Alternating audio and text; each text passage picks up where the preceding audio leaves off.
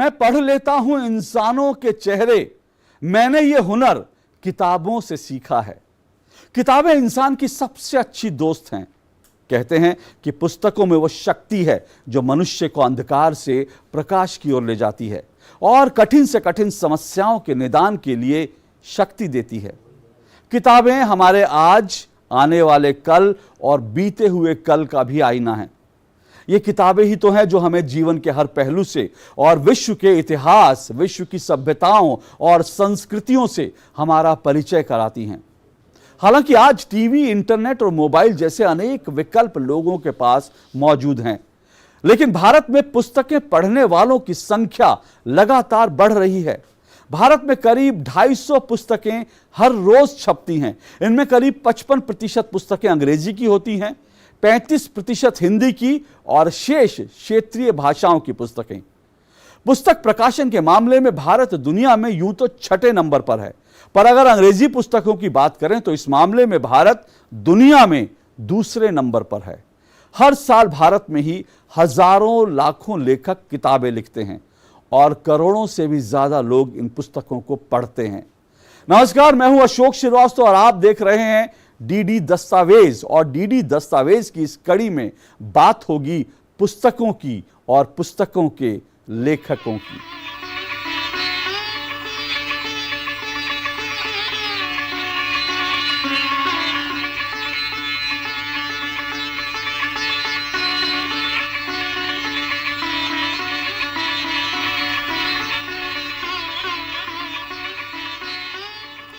भारत में ऐसे अनेक कवि हुए हैं जिन्होंने हिंदी साहित्य में महत्वपूर्ण योगदान दिया, लेकिन महाकवि सुमित्रानंदन पंत जी ऐसे विरले कवि माने जाते हैं जिनके बिना हिंदी साहित्य का विकास अधूरा माना जाता है।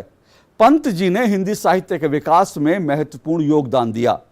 सुमित्रानंदन पंत को प्रकृति के सुकुमार कवि के रूप में जाना जाता है। सुमित्रानंदन पंत जी के बचपन का नाम गोसाई दत्त था, पर पंत जी को अपना यह नाम अच्छा नहीं लगता था, इसलिए उन्होंने अपना नाम स्वयं से बदलकर सुमित्रानंदन रख लिया। सुमित्रानंदन पंत जी ने लगभग 7 वर्ष की उम्र से ही कविताएं लिखना शुरू कर दिया था। प्रसार भारती आर्काइव से आइए आपको सुनाते हैं सुमित्रानंदन पंत जी की कई काव्य रचनाएं जो समसामयिक विषयों और मानव जीवन में कुछ कर गुजरने के लिए प्रेरित करती हैं। आज के विश्व जीवन में जो विकृतियां घर कर गई हैं, उनसे संघर्ष करने को युग मानव को सन्नद्ध रहना है। इस अग्निपर्व शीर्षक रचना का यही अभिप्राय है कि विश्व जीवन में जो विकृतियां घर कर गई हैं, उनसे संघर्ष करने को मनुष्य को सन्नद्ध रहना है। अग्निपर्व मनाएं, युद्ध के गीत गाएं। अग्नि पर्व मनाएं, युद्ध के गीत गाएं। अग्नि पर्व की उल्लास में प्राणों की भेरी बजाएं। क्या हम मृत्यु से डरेंगे? कायरों की मौत मरेंगे? नहीं, आग से खेलेंगे, असंख्य घात झेलेंगे। देह मन घायल हो, भग्न नहीं मनोबल हो। देह मन घायल हो, भग्न नहीं मनोबल हो। संकल्प अजेय शक्ति हो, जीवन अशेष भक्ति हो, असमंजसता से विरक्ति हो। संकल्प अजेय शक्ति हो, जीवन अशेष भक्ति हो, असमंजसता से विरक्ति हो। आओ सूरज को गेंद की तरह उछालें। आओ सूरज को गेंद की तरह उछालें, सागर को मदिरा घट सा ढालें। मन में कोई भ्रम नहीं पालें, मन में कोई भ्रम नहीं पालें। अंतरिक्ष को चीर कर ज्योति द्वार दिखाएं, नया संसार बसाएं। अपने को खोएं फिर पाएं, अपने को खोएं फिर पाएं। हिंदी साहित्य में उपन्यासकार वीरेंद्र जैन की बहुत खास जगह है। लेखक वीरेंद्र जैन की यह खासियत है कि वे अपनी चुटीली भाषा शैली के जरिए कथानक को चरम पर ले जाते, उस वक्त भी यथार्थ को सहेजे रखते हैं। इसलिए उनके उपन्यास भौतिकवाद के विनाशकारी परिणामों का पुख्ता दस्तावेज बनकर समाज के सामने खड़े हुए। वीरेंद्र जैन का लिखा उपन्यास डूब किसानों के जीवन की त्रासदी और उनके कटु अनुभवों पर आधारित है। हर व्यक्ति को अपना जीवन निर्वाह करने के लिए रोटी, कपड़ा और मकान चाहिए, यही मनुष्य की मूलभूत आवश्यकताएं हैं जिनके बिना व्यक्ति का जीवित रहना असंभव लगता है। विडंबना यह है कि ये मूलभूत जरूरतें भी किसानों के लिए जुटाना कई बार मुश्किल हो जाता है। प्रसार भारती आर्काइव्स के जरिए वीरेंद्र जैन के एक साक्षात्कार में सुनिए कैसे उन्होंने मानवीय मूल्यों का सटीक तरह से वर्णन किया है। सत्ता बहुत लोगों तक फैली नहीं, पहुंची नहीं, और हमारे यहाँ शायद जैसा मैं अपनी रचना के हिसाब से या जिस समाज को मैंने देखा है या जिसको चित्रित किया अपने रचनाओं में, उसके साथ सबसे बड़ी दिक्कत यह है कि उसे शिक्षित तो किया नहीं गया, उसे कुछ भी जानने का मौका तो मिला नहीं है।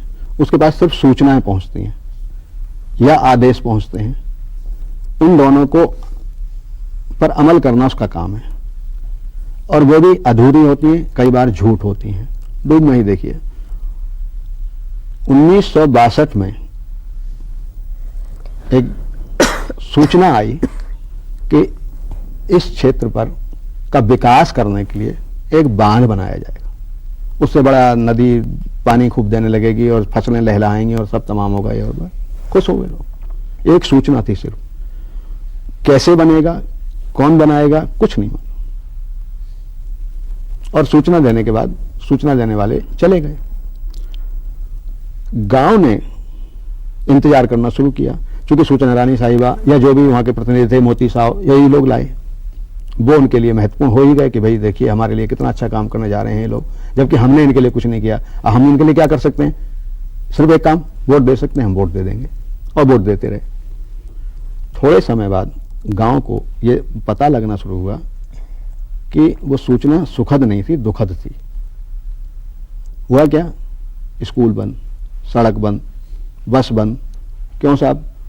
चिकित्सालय नहीं खुलेगा, थाने की जरूरत नहीं है। क्यों साहब?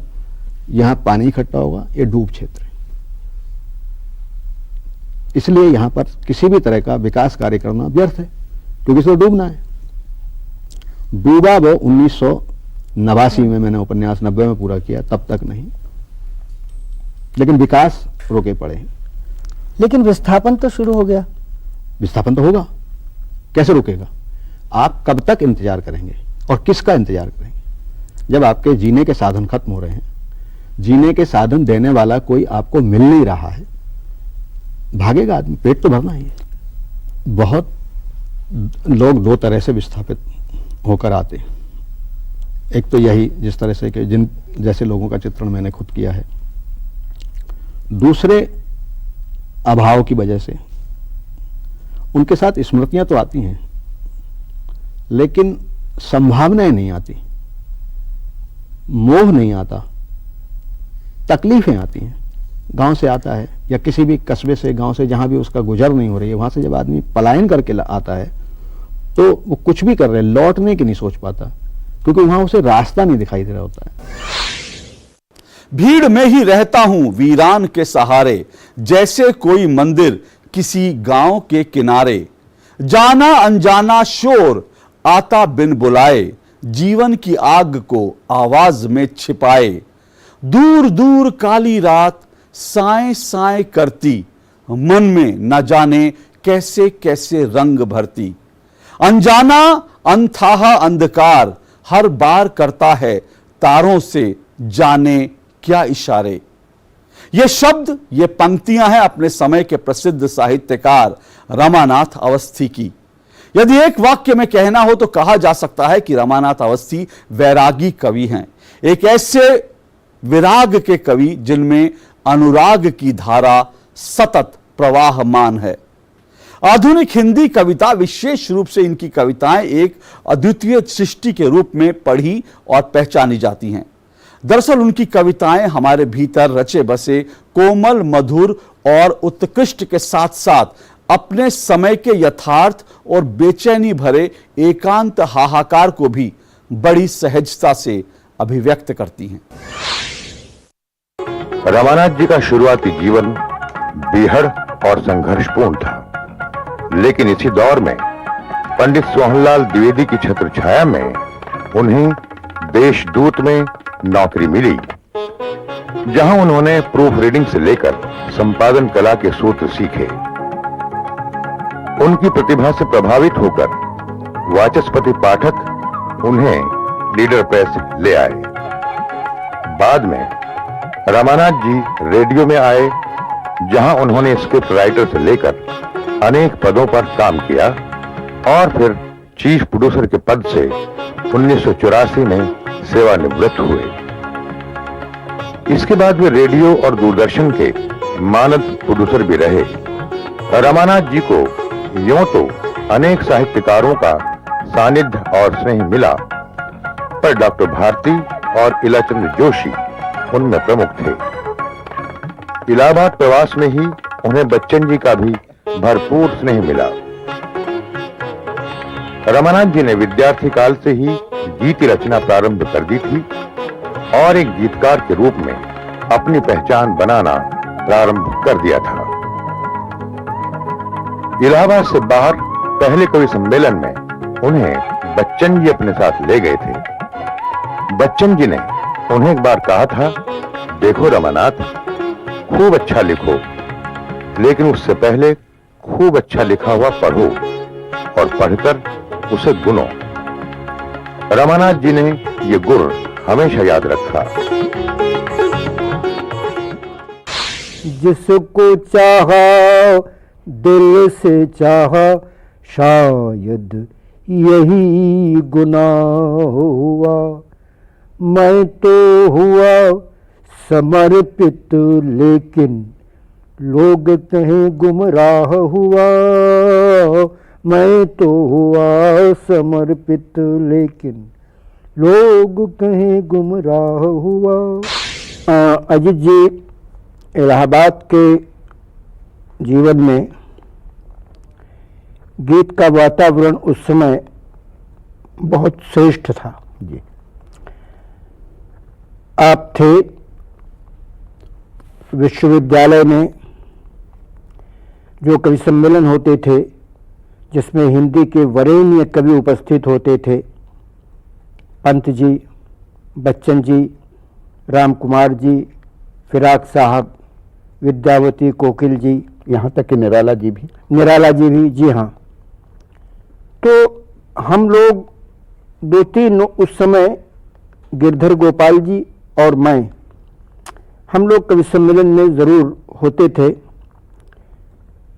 तो हम जब कविता सुनाते थे अजीत जी, तो हम ऑडियंस को नहीं देखते थे जी, हम अपने इन वरेण्य कवियों का चेहरा देखते थे, पढ़ने की कोशिश करते थे कि हमारी कविता सुन करके इनके चेहरे पर खुशी की शिकन आती है कि कुछ नाखुशी की शिकन आती है जी। तो ये अनुभव जब होता था तो इतना अच्छा लगता था हमको लगता था जैसे हमको सब कुछ मिल रहा है। हिंदी साहित्य के सशक्त हस्ताक्षर लेखक और पद्मश्री से सम्मानित साहित्यकार गिरिराज किशोर कथा, नाटक, आलोचना और उपन्यास में समान रूप से हस्तक्षेप रखते थे। गिरिराज किशोर को उनके उपन्यास पहला गिरमिटिया से विशेष पहचान मिली। यह उपन्यास महात्मा गांधी के अफ्रीका प्रवास पर आधारित है। इसके अलावा उपन्यास ढाई घर भी अत्यंत लोकप्रिय हुआ था। इसी उपन्यास को सन 1992 में साहित्य अकादमी से सम्मानित किया गया। गिरिराज किशोर का लिखा हर उपन्यास एक दूसरे से बिल्कुल अलग है, जुदा है। उनके हर उपन्यास के साथ ही साहित्यकार के तौर पर उनका कद भी लगातार बड़ा और बड़ा होता गया। गिरिराज किशोर हिंदी की स्थिति को लेकर भी बेहद चिंतित रहते थे। वे चाहते थे कि हिंदी भाषा के लिए कोई एक दिन तय ना हो, बल्कि इसके प्रसार के लिए और भी कदम उठाए जाएं और हर दिन हिंदी का दिन हो। विशेष तौर पर गिरमिटिया के बारे में उनका कहना है कि आईआईटी का अनुभव गिरमिटिया लिखने में बहुत काम आया। मैं उस स्थिति को समझ सका जिसने एक साधारण व्यक्ति को महात्मा गांधी बना दिया। इस उपन्यास के लिए उन्हें साल 2007 में भारत सरकार की ओर से पद्मश्री से सम्मानित किया गया था। गिरिराज किशोर ने न सिर्फ गांधी जी पर बल्कि कस्तूरबा गांधी पर आधारित बा उपन्यास भी लिखा। इसमें उन्होंने पत्नी के रूप में एक स्त्री का स्वयं और देश की आजादी के आंदोलन से जुड़े दोहरे संघर्ष के बारे में बताया है, उसका चित्रण किया है। उस गांधी कैसे बने, ये जिज्ञासा आपको किस वक्त महसूस हुई होगी, कब आपके मन में आई होगी कि देखें आखिर महात्मा बनते कैसे, नायक कैसे बनते? कहीं ये तार मुझसे भी जुड़ता है, क्योंकि जब मैं दक्षिण अफ्रीका गया, वहाँ पर हाशिम सिद्धार्थ नाम की एक अटर्नी है और उनकी गांधी की, मेरे ख्याल से भारत में किसी व्यक्ति की इतनी बड़ी लाइब्रेरी गांधी पे नहीं होगी जितनी उनकी लाइब्रेरी है। उनके पास जो लेटेस्ट बुक्स हैं और पत्रिकाएं हैं वो सब आती हैं। तो एक साहब ने मेरा परिचय कराया, तो उन्होंने मुझसे कहा कि आप मेरी लाइब्रेरी में काम कीजिए। उन्होंने मुझे पैदल चलकर, उनकी गाड़ी पीछे पीछे आती थी, वो पैदल चलकर मुझे गांधी स्थलों को दिखाते थे और ये कहते कि अगर गांधी को तुम्हें देखना है तो पैदल ही चल के देखना होगा। तो काफी उन्होंने मुझे घुमाया और उन्होंने एक बात मुझसे कही कि आपके यहाँ तो हमने एक तराशा हुआ ऐसा हीरा भेजा है जो चमकदार हीरा है, असली जो वो आया था निकला है, हाँ, खान से निकला हुआ हीरा तो हमारे यहाँ आया था, हमने उस पर पॉलिश की है। तो ये बात मुझे बहुत अपील की और मुझे लगा कि सही बात ये है। फिर मैंने जब उनके बारे में जाना और पढ़ा, इंडियन ओपिनियन में भी वहाँ जो अखबार उनकी फाइल्स थी उनको भी देखा और उनसे भी बातचीत की, फातिमा जी से भी बात की, तो मुझे लगा कि ये गांधी तो वाकई असली बात है। फिर दूसरा जो मैं बात कहना चाह रहा हूँ कि आपको मालूम है IIT में जो मेरे साथ 5 साल तक झंझट हुआ, तो मैं वहाँ पर भी एक गिरमिटिया की तरह ही रहता था, एक मतलब उपेक्षित व्यक्ति की तरह से। तो मुझे लगा कि जिस गांधी ने इतना अपमान, अथाह अपमान वहाँ पर बर्दाश्त किया है, देखा है, तो वो कहीं मेरे बहुत नज़दीक है। मुझे उसके माध्यम से अपने आप को भी व्यक्त करना चाहिए। तो मुझे लगा गांधी को मुझे का वही रूप मुझे लेना चाहिए जो मुझसे जोड़ता है, एक भारतीय आम आदमी से जोड़ता है, क्योंकि आम आदमी का यहाँ भी क्या सम्मान है, यहाँ भी कोई आम आदमी का खास सम्मान नहीं है। थोड़ी सी आर्थिक स्थिति हो सकता है कुछ लोगों की बेहतर हो गई हो, लेकिन स्थिति मतलब सम्मान की दृष्टि से वही है। मेरे ख्याल से अगर कस्तूरबा इतना ऐसा एटीट्यूड ना लेती तो गांधी तराशे नहीं जा सकते थे। कस्तूरबा ने, मैं समझता हूँ कस्तूरबा ने अपने इस तरह के मतलब आमने सामने खड़े होकर लड़ाई करने ने ही गांधी को काफी मतलब सिखाया है।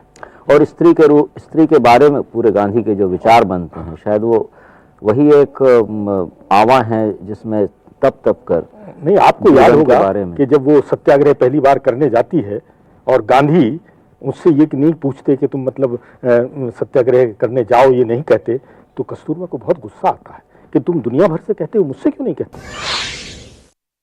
जानकी वल्लभ शास्त्री छायावादोत्तर काल के सुविख्यात कवि थे।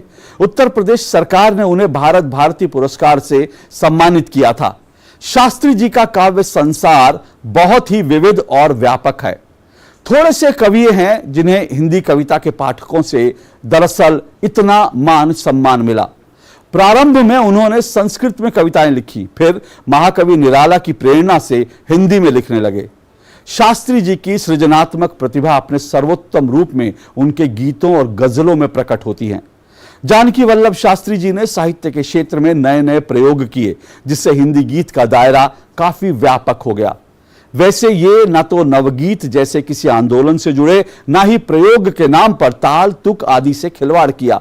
छंदों पर उनकी पकड़ इतनी जबरदस्त है और तुक इतने सहज ढंग से उनकी कविता में आते हैं कि इस दृष्टि से पूरी सदी में केवल वे ही निराला की ऊंचाई को छू पाते हैं। 26 जनवरी 2010 को भारत सरकार ने उन्हें पद्मश्री से सम्मानित किया, लेकिन शास्त्री जी ने इसे अस्वीकार कर दिया।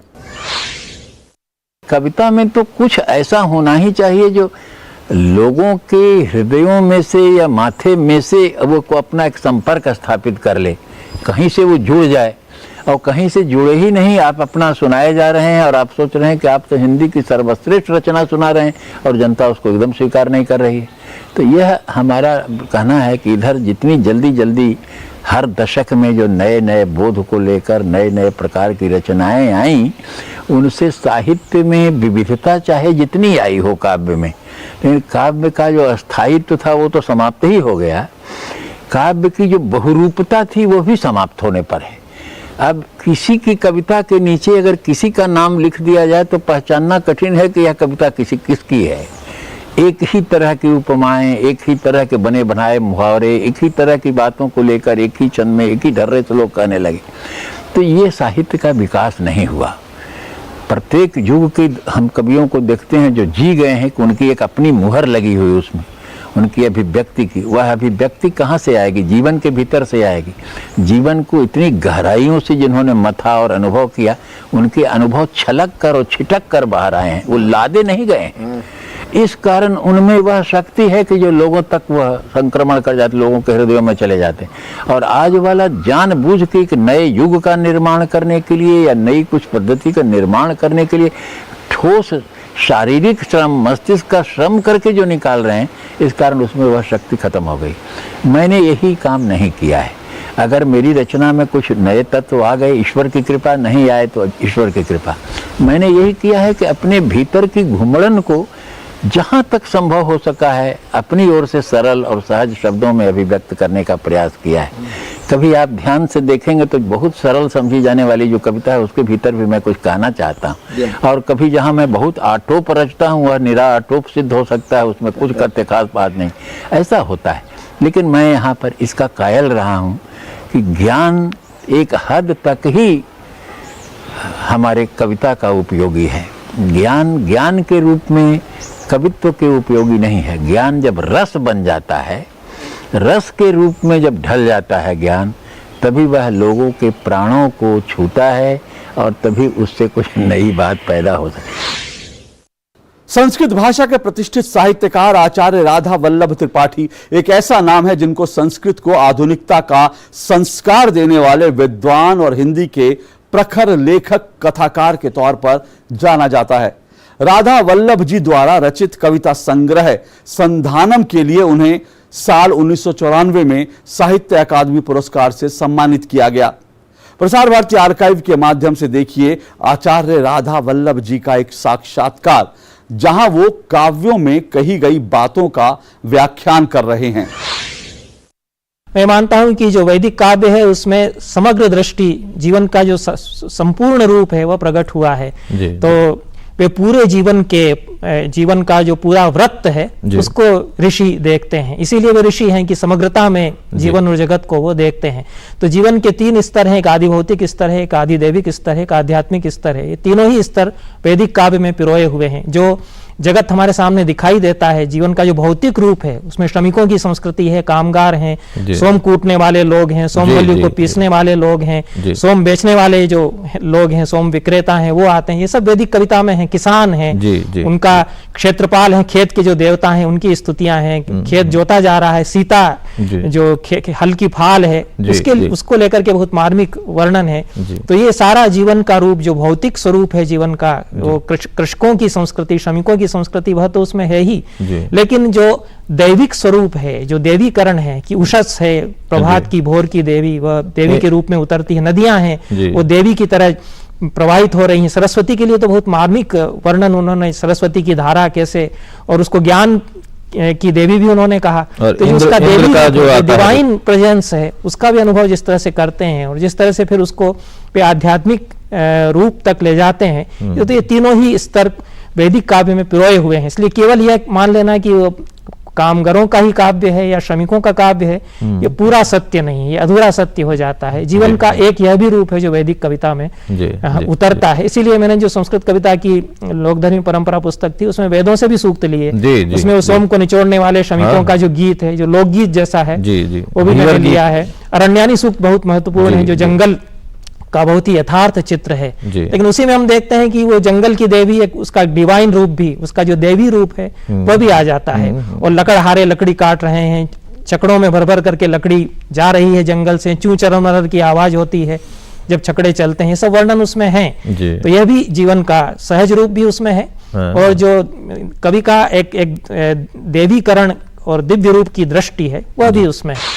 बहुत सारी कविताएं हैं और बच्चों पर बहुत मार्मिक कविताएं इसमें मिलती हैं। प्रायो दरिद्र शिशवस तनुजीर्ण कंथा, सूर्य स्फुरत कर करंबित भित्ति देश लाभाय शीत समये कलिमाचरंती।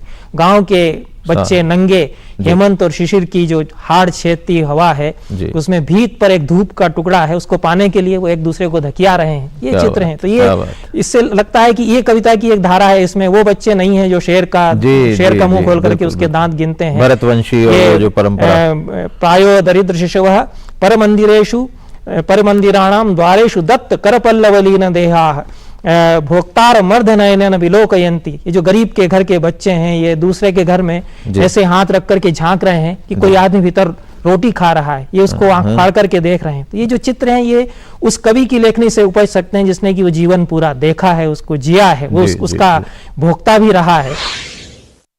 तो ये तो आपने राधा वल्लभ त्रिपाठी जी को सुना, पर प्रसार भारती आर्काइव पर जाकर आप किताब की दुनिया सीरीज में कृष्ण कुमार, विष्णु चंद्र शर्मा, नासिरा शर्मा, वीरेंद्र जैन, विश्वनाथ त्रिपाठी, कैलाश वाजपेयी, रामशरण जोशी और जावेद आलम जैसे मूर्धन्य साहित्यकारों और उनकी रचनाओं के बारे में विस्तार से और ज्यादा जान सकते हैं।